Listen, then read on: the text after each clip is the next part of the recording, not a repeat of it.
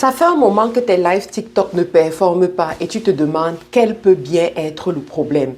Dans cette vidéo, je vais te présenter 3 raisons qui peuvent amener tes lives à saturer. La première des choses, c'est que tu fais ton live aux heures où ton audience n'est pas connectée. Si ton audience est par exemple des personnes qui travaillent, voilà, qui travaillent en journée et tu fais tes lives en journée, ça se pourrait que ces personnes ne soient pas connectées pour t'écouter. Donc, il est préférable pour toi de te poser la question de savoir quelles sont les personnes que je veux toucher et quel est le bon moment pour que ces personnes soient en ligne. La deuxième des choses que tu dois savoir à ce sujet-là, c'est que TikTok également peut te dire à quel moment ton audience favorite est en live et tu utilises cette information-là pour bien programmer tes lives.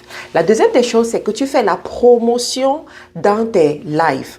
Alors, il faut savoir que dans le contrat que nous avons accepté avec TikTok, il est stipulé dans ce contrat que nous n'avons pas l'autorisation de mener des activités de vente dans les lives TikTok.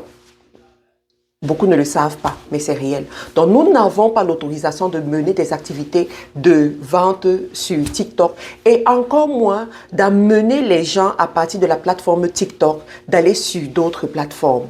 Donc, ça, c'est quelque chose qu'il faut prendre en considération. Si malheureusement, dans ton live, tu parles de ton site web, tu parles de tes produits, tu fais la promotion, voilà, d'autres choses, il faut savoir qu'il y a des mots qui vont indiquer à TikTok que tu es en train de faire la promotion. Par exemple, quand tu répètes un numéro de téléphone plusieurs fois.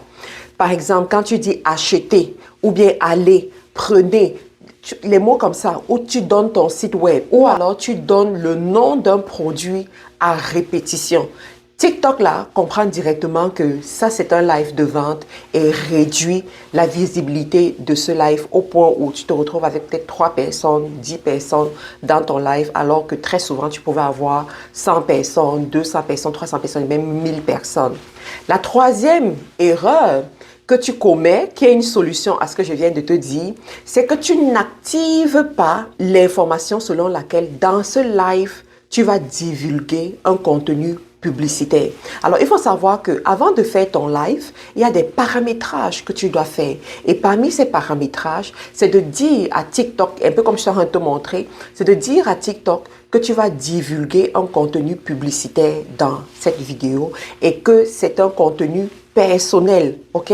Donc, une fois que tu le fais, TikTok comprend que, voilà, dans ce live, tu parleras de tes produits, tu parleras de tes services, tu parleras des choses que toi-même tu commercialises. Si tu vas parler des produits d'une autre personne, parce qu'il faut savoir qu'aux États-Unis, par exemple, il y a des créateurs de contenu qui font beaucoup de contenu pour les marques, qui font des placements de produits et qui font faire des lives pour ça.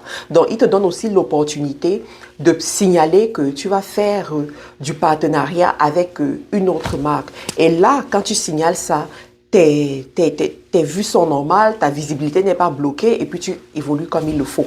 Dis-moi qu'est-ce que tu as pensé de tout ceci, quelles sont les stratégies que toi tu as trouvées à ton niveau et puis abonne-toi si ce n'est pas encore fait pour avoir plus de contenu de ce genre. À très bientôt.